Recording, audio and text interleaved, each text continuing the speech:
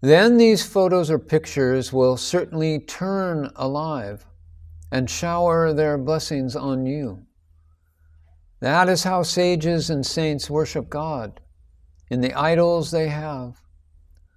However, always remain pivoted on the essence, that the one who witnesses the puja or the one who performs the puja is the same truth, since it is only God that resides in him or her. There exists no falsehood at all, for everything, including you, is the truth.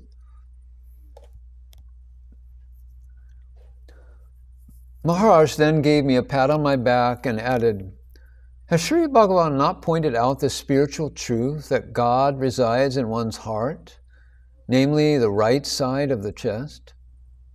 "Yes, he resides here." Maharaj put his right hand on the right side of my chest. I felt totally elated. And then he said, "From now on, put attar on your attire covering the right side of your chest." I continue to apply perfume on my heart every day. What an extraordinary blessing. The 8 days were thus successfully completed. On the 27th, I couldn't go as I was indisposed. On the 28th and 29th, I went at 10 a.m. and attended Maharaj's talks. Mrs. and Mr. Sapre were there. I was busy with ashram work until February 8th evening. In the evening, along with P.V. Somasundaram, at the request of Maharaj, I attended the Marathi session of Maharaj where he expounded Saint Janeshwar's Janeshwari. He performed a miracle. There was quite a crowd of local people. He asked me to come and sit directly in front of him, right at his feet. He was standing. He bent towards me and said, "Listen to every word I speak attentively." He spoke in Marathi, of which I don't know a word. For 45 minutes he spoke very fast, without a moment's pause, in Marathi, unmixed with Hindi. When he completed, there was a thundering silence. Slowly, he again bent down towards me and asked, "Did you understand?" Something in me replied, "Yes, Maharaj, I understood every word you spoke." I was surprised, for though these words came out of my mouth, I felt I was only a listener of those words and not the speaker of those words. Maharaj laughed aloud and said, "Yes, it is for this that I made you come this evening." In fact, that was the only evening session he permitted me to attend. As I was leaving, he said with all affection, "Come and meet me tomorrow. I have business to do with you." In that diary from 9/2/1979, I wrote, "When I entered Maharaj's room, it was 11:30 a.m. All eyes were on me. I was surprised. Mrs. Sapre slightly chided me, saying, 'Maharaj has been expecting you from 10 o'clock onwards.' He was frequently casting his glance at the stairs. As I was about to sit, Maharaj swiftly directed Mrs. Sapre to make a pile of huge cushions and then guided me towards it and asked me to sit on it. A plate full of puja materials was handed over to Maharaj. He applied tilak on my forehead and perfume on my chest. He garlanded me. I was in a state of awe and wonder and suspense. A large plate containing a woolen shawl, terry cotton shirt, cloth, dhoti, and an envelope containing 51 rupees was given to me, and Maharaj requested me to accept them. Then, what Maharaj did took me unaware. He fully prostrated before me. He turned to the audience who were witnessing all that with amazement. I later learned that Maharaj had never done such a thing ever before, and said, "This is how in Bharat, old India, a yani greets another yani." I got up immediately and prostrated to Maharaj, tightly holding his feet. When I got up, he pleaded with me that as soon as I returned to the ashram, I should start giving talks. I just kept quiet. That was the last entry in my diary. There were many occasions when Maharaj demonstrated to me his unique, natural, inborn genius. I want to mention one of them. After an inspiring talk by Maharaj, a middle-aged, affluent-looking American went up to Maharaj and offered 1,000 in cash as his offering. Maharaj smiled, but politely refused to accept it. The American pleaded, "Maharaj, please accept it. For the wisdom I received from you today, I can't buy, but pay my homage. I am a wealthy man, and to me these are but peanuts. Kindly do not decline." Maharaj answered, I know. You Americans are very rich and very prosperous. I will tell you an ancient story. It is from the epic Ramayana. Lord Rama's wife, Sita, was abducted by the demon Ravana. Rama sought the help of the monkey king, Sugriva. Their leader, Hanuman, guided the monkeys to recognize the greatness of Lord Rama. All of them pledged their support to Rama. In due course, Lord Rama vanquished Ravana and was triumphantly returning to his capital, Ayodhya, in India, along with his rescued wife, Sita. The monkeys also wanted to accompany them to Ayodhya, as they were eager to witness the coronation ceremony of Lord Rama. When they reached Ayodhya, the monkeys, as was their wont, made an enormous commotion. The coronation was successfully conducted. The next day, early in the morning, Lord Rama asked Hanuman, "Why is there such silence and stillness? What happened to all your clan?"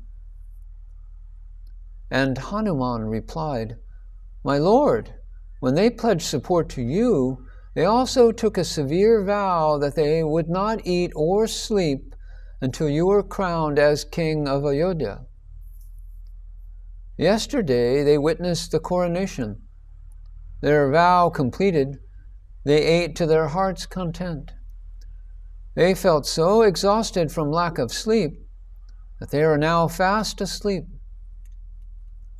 Lord Rama was very moved by the sacrifice the monkeys had made of giving up their pleasures of food and sleep.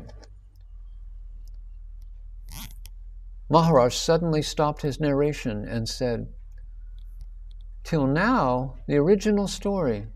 Now I am going to add my own version." So, Lord Rama gave a boon to all the monkeys. All the monkeys deserve great pleasure and prosperity. So may they all be reborn as humans in America, where they will enjoy all this in plenty. Maharaj turned to the American and the audience in the satsang and added, "I know you Americans revel in plenty and prosperity and are generous. You enjoy pleasures. Yet I can't accept your money. I am a grihastha, a householder. In our Hindu dharma, our brahmacharis, the bachelors, and sannyasins, the renunciants, are permitted to accept alms and donations. But the active householders, the grihasthas, and the vanaprasthas, those retired householders, are not permitted. Noticing the disappointment in the face of the American, Maharaj consolingly said, "You Americans will have material prosperity in great abundance in America. But if you want Lord Rama, you will have to come to Bharat, India." On another occasion, a remark which Maharaj made while I was with him had a deep, indelible impact on me. He said, "Pain is physical. Suffering is mental. Pain is unavoidable. Suffering is always avoidable." There is an internet version of the next story about a French lady called Edith Dary, which is not quite accurate. What actually happened is as follows. Edith Dary was an accountant in a reputed bank in Paris. Every year she would spend all her earned holidays of the year at Sri Ramanasramam. She would land at Bombay, catch a flight to Madras, take a taxi, and arrive at our ashram without halting anywhere. Her dedication to Sri Bhagavan and his teaching was that deep. I became very fond of her and even addressed her as my French mother. She too responded and addressed me as son.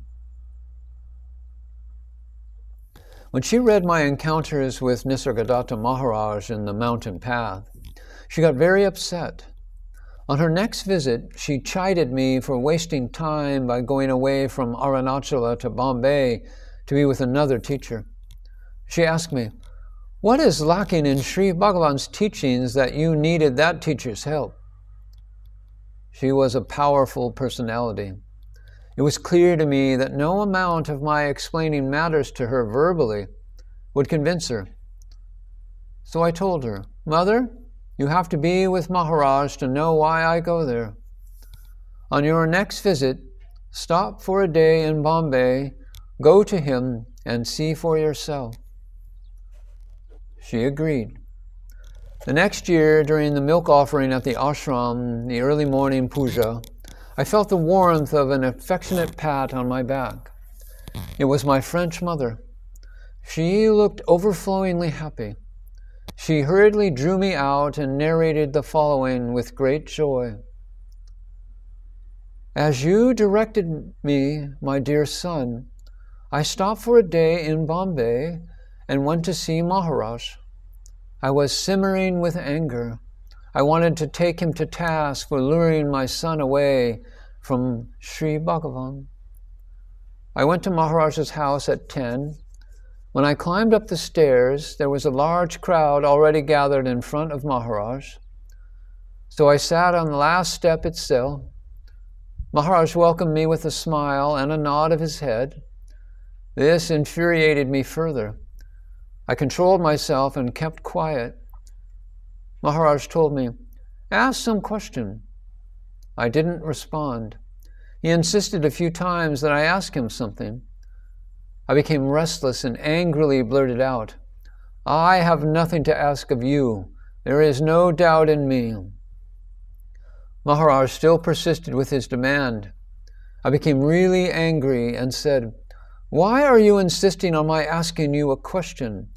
Is it to show off your greatness to your audience? That is, I should ask a question and you will answer it and smash my doubting mind, right? And the entire audience will applaud you. Is that correct? Is that not the reason you go on insisting that I should put a question to you?" I was certainly rude, but I could not hide my irritation. I had to take it out on him. But Maharaj was all the time graciously directing his look on me, with a beatific smile on his face. He was untouched by my expression of anger and intolerance.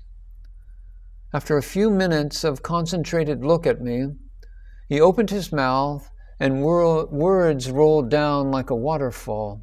He said, "Water is never bothered whether the thirst of the man is quenched or not." Maharaj repeated it slowly, but with emphasis a couple of times, saying, "Water is never bothered whether the thirst of the man is quenched or not." Something wonderful took place in me. All of my anger, frustration, and irritation vanished, and in their place a sea of peace and silence and bliss surged up. This experience helped me transcend my mind's limitations, and I became immensely happy. I am very happy I met him. Thank you, my son. Maharaj is truly a great saint.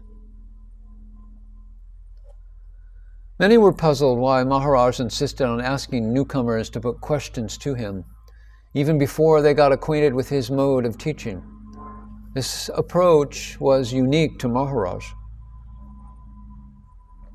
One day he turned to me and said, "What a sadhaka knows consciously about himself is only 1/9 of his being. The rest is buried as the unconscious, like an iceberg. He has no means to unknot this huge quota of his unconscious. With a single glance, a saint can unravel a seeker's entire unconscious, layer by layer. We want to work on it, tackle it, and destroy it. To do that, we need the password from the seeker, the approval of the seeker. Each saint has a unique method of raising this hidden unconscious of the seeker and bringing it to the surface so they can catch it and work on it. We are only interested in the hidden part of the seeker's unconscious. As a matter of fact, we also deal with the 1/9 of his conscious level as well. Ramana Maharshi used "Who am I?" Swami Ramdas used "Om Sri Ram, Jai Ram, Jai Jai Ram." Shirdi Sai Baba used "Allah Malik." I insist on the newcomer putting me a question. This is my method. I answer the question, but it is only of secondary importance. When the seeker spells out his doubt, his unconsciousness raises itself without his knowledge. It comes to the surface through his words. I catch it immediately and start working on it. This is a mystery which no ordinary mind can understand. What is great about dispelling the doubts coming from 1/9 of the conscious level, the tip of the iceberg, what is so great about that? There are plenty of books which can do it, but then what about the hidden unconscious?